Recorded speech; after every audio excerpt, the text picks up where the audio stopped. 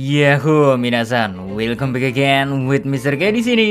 Konten kali ini Riat sejenak bahas hal serius ataupun gak penting yang biasa Mr. K bawakan. Karena kali ini diriku mencoba ngebahas pasukan-pasukan khusus yang dimiliki oleh Angkatan Laut ataupun pemerintahan dunia. So, tanpa banyak basa-basi gak jelas, langsung aja ke kontennya mawon G. Let's go!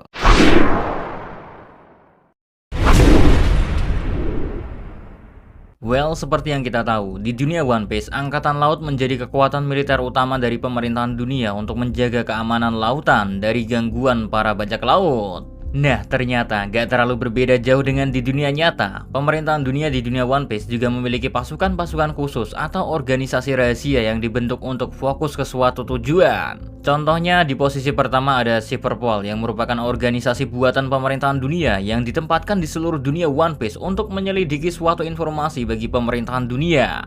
Ya, gampangnya, organisasi Cyberpol ini bertugas sebagai intelijennya pemerintahan dunia yang bertugas sebagai lembaga kontra pemberontakan. Organisasi Cyberpol ini lebih fokus kepada ancaman-ancaman yang bersifat politik. Ngomong-ngomong masalah Cyberpol, sebenarnya hanya ada 8 Cyberpol resmi yang diberi nomor dan dikenal secara publik, yaitu CP1, CP2, CP3, seterusnya sampai ke CP8. Pokoknya totalnya hanya 8 lah, tapi bagi mayoritas fans One Piece yang udah ngikutin serial ini sampai bangkotan akan lebih familiar dengan CP9 dan CP0 yang sebenarnya adalah 2 unit yang tidak resmi. Kalau bingung, simpelnya nggak semua orang tahu kalau CP9 dan CP0 itu ada, karena 2 unit ini bisa disebut unit rahasia yang memiliki lisensi khusus untuk membunuh warga yang tidak mau bekerja sama dengan pemerintahan dunia. Lebih simpelnya lagi, CP9 dan CP0 dibuat untuk alasan khusus dan dilatih secara khusus juga. Mereka bakal berfokus untuk menyelesaikan tugas yang disuruh langsung oleh pemerintahan dunia dan memiliki hak untuk menyingkirkan siapapun yang menentang kepentingan dari pemerintahan dunia saat ini. Yang berbeda dari kedua unit tersebut hanyalah dari segi kemampuan bertarungnya saja. CP0 dianggap sebagai unit yang paling kuat di antara unit lainnya, sehingga kayaknya ya, misi yang bakal diterima oleh unit CP0 akan lebih sulit dibandingkan misi yang diterima CP9. Bahkan CP0 juga disebut-sebut sebagai intelijen terkuat yang ada di dunia One Piece saat ini. Sedangkan untuk CP9 sendiri sebenarnya dibentuk dari anggota-anggota yang bisa menggunakan teknik Rokushiki. Teknik tersebut adalah teknik yang melatih bagian tubuh untuk dapat berfungsi sebagai senjata. Contoh serangan atau jurus dari teknik ini pernah diperlihatkan oleh Rob Lucci atau anggota lainnya yang sedang bertempur dengan menggunakan teknik Shigan, Soru, Tekai, atau Rokugan yang merupakan serangan terkuat dari teknik Rokushiki. Terus misi rahasia yang pernah dilakukan oleh CP9 yang kita ketahui sampai sekarang adalah pemusnahan para arkeolog dan peneliti di Ohara yang diindikasi melakukan penelitian untuk mengungkap abad kekosongan dengan mempelajari poneglyph. Dan misi rahasia lainnya dari CP9 adalah saat CP9 mencari cetak biru atau blueprint dari senjata kuno Pluton yang dimiliki oleh Franky dan menculik Nico Robin untuk mengajaknya bekerja sama. Well, dari kedua misi rahasia ini juga kita mendapatkan fakta kalau setiap pemimpin CP9 memiliki hak untuk menggunakan Buster Call di setiap misinya. Lalu untuk CP0 sendiri masih belum terlalu diperkenalkan oleh Oda Sensei. Hal yang paling bisa kita ingat adalah waktu Doflamingo memalsukan berita kalau dirinya sudah keluar dari Shichibukai, tapi nyatanya tidak. Di sanalah di kota Dressrosa kita melihat pertama kali unit terkuat dari Cyberpol ini ditampilkan. Selebihnya paling anggota baru yang terakhir diperkenalkan adalah Stacy yang muncul di Arkwell Cake Island sebagai salah satu tamu undangan di pernikahan anak Big Mom. Di sana kita diperkenalkan kalau Stacy adalah salah satu anggota dari CP0. Well, semoga aja misteri dari CP0 ini akan segera dijelaskan oleh Oda Sensei, karena seperti yang kita tahu, CP0 juga berada di Arc Wano Kuni, meskipun kita gak tahu apa tujuan dan misi yang mereka miliki sebenarnya.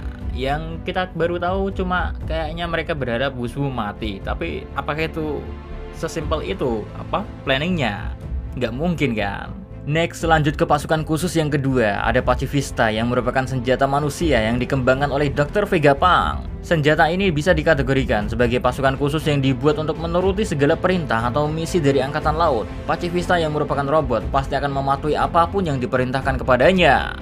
Sebelum time skip, Pacifista ini bahkan bisa menyulitkan bajak laut sekelas Law dan Kid yang memiliki kekuatan luar biasa. Bahkan, Pacifista ini juga terlihat hadir di perang besar Marineford saat melawan bajak laut Shirohige. Ya, meskipun after time skip, Pacifista ini bisa dikalahkan dengan mudah oleh para anggota bajak laut topi jerami, tapi pasukan ini masih bisa menyulitkan para bajak laut baru yang ingin berlayar ke dunia baru. Momen ini pernah diperlihatkan saat di Sabodi Island, di mana para kru bajak laut topi jerami baru kembali berkumpul. Di sana dengan satu serangan beam, Pacifista bisa mengalahkan buronan seharga 88 juta berry, yaitu lip service Dog Day. Terus pasukan khusus ketiga ada Shichibukai, yaitu kelompok yang terdiri dari 7 bajak laut kuat dan terkenal yang setuju untuk beraliansi dengan pemerintahan dunia. Shichibukai ini juga disebut-sebut sebagai salah satu dari 3 kekuatan besar yang menjaga keseimbangan dunia. Walau mereka tidak terlalu patuh kepada pemerintahan dunia, tapi tetap saja saat dibutuhkan mereka akan datang dan memenuhi panggilan dari angkatan laut. Contohnya saat perang besar melawan bajak laut Shirohige, para Shichibukai disuruh untuk datang dan membantu angkatan laut melawan bajak laut Shirohige. Dan yang menolak perintah dari pemerintahan dunia akan kembali dinyatakan sebagai buronan dan dimasukkan ke penjara Impel Down jika tertangkap, seperti yang terjadi pada Jinbe yang menolak bertarung melawan bajak laut Shirohige. Cuma sayangnya di timeline saat ini Shichibukai resmi dibubarkan, jadi info yang Mr. K beberkan ini bisa dibilang info usang. Next, pasukan khusus yang keempat. Sebenarnya ya, yang keempat ini gak tepat dibilang info, tapi setelah Mr. K mikir-mikir lagi dengan imajinasi ngalor ngidul, ada pasukan khusus yang masih belum kita ketahui apa dan bagaimana bentuknya. Pasukan ini dibuat untuk menggantikan para Shichibukai yang telah dibubarkan.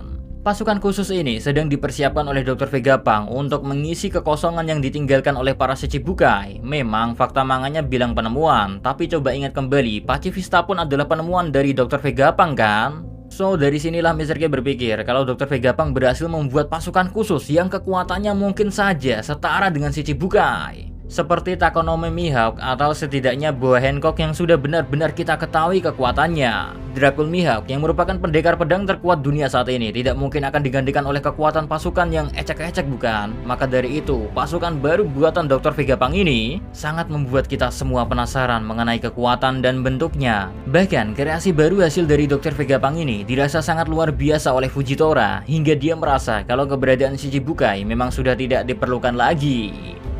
Lalu seperti apa bentuk dari pasukan ini nantinya ya? Apakah akan berbentuk robot seperti manusia? Atau akan berupa manusia yang memakan buah iblis buatan yang dibuat langsung oleh Dr. Vegapunk? Atau akan ada kejutan khusus dari Oda Sensei yang sudah disiapkan? Ya pokoknya mari kita tunggu aja bagaimana kekuatan baru dari pasukan buatan Dr. Vegapunk ini. Dan yang terakhir ada organisasi rahasia yang gak kalah misteriusnya dari pasukan baru pengganti Shichibukai. Organisasi ini bernama SWORD yang merupakan organisasi paling rahasia saat ini. Bahkan sepertinya organisasi ini tidak diketahui oleh pemerintahan dunia itu sendiri. Lebih tepatnya petinggi pemerintahan dunia, para kakek-kakek peot gak tahu ada SWORD.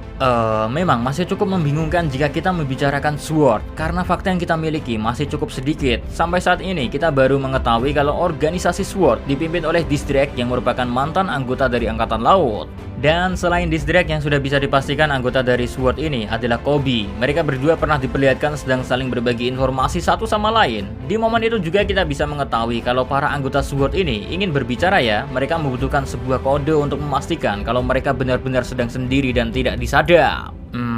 Belum diketahui memang misi seperti apa atau apa tujuan dari organisasi ini. Tapi ada kemungkinan kalau para anggota SWORD sedang menjadi mata-mata di kelompok bajak laut besar seperti Yonko untuk mengetahui tujuan, pergerakan, dan informasi lainnya tentang bajak laut tersebut. Hal ini bisa kita lihat dari Distrak yang menjadi bawahan dari Kaido. Melihat pola tersebut, banyak fans yang berteori kalau organisasi ini sepertinya organisasi yang dibentuk karena ketidaksetujuan para anggotanya dengan keadilan yang absolut. Buat yang masih bingung, mudahnya keadilan absolut bisa dianggap sebagai keadilan yang gak pandang bulu saat menghukum, mau itu warga sipil atau dari pihak angkatan laut, apalagi bajak laut. Kalau mereka harus diadili, maka akan diadili. Moto keadilan absolut dipegang oleh Fleet Admiral saat ini, yaitu Akainu, yang mana motonya juga dipercaya oleh mayoritas prajurit angkatan laut lainnya.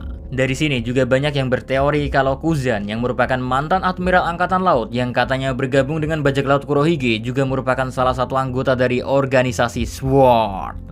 Ya, kalau kita lihat dari polanya memang gak salah untuk berteori kalau Kuzan adalah anggota SWORD karena Kurohige yang sudah menyandang gelar Yonko. Jadi ada kemungkinan bergabungnya Kuzan ini untuk mencari informasi di bajak laut Kurohige. Terus Kuzan juga terkenal memiliki moto keadilan yang berbeda dengan Akainu. Jadi ada kemungkinan Kuzan memiliki moto keadilan yang sama dengan organisasi SWORD.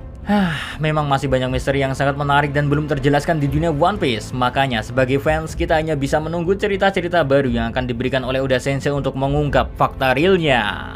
So segitu aja untuk konten tentang pasukan khusus yang berada di bawah pemerintahan dunia ataupun angkatan laut. Oke, see you again next time. Adios di Caramelos, stay safe everyone, salam.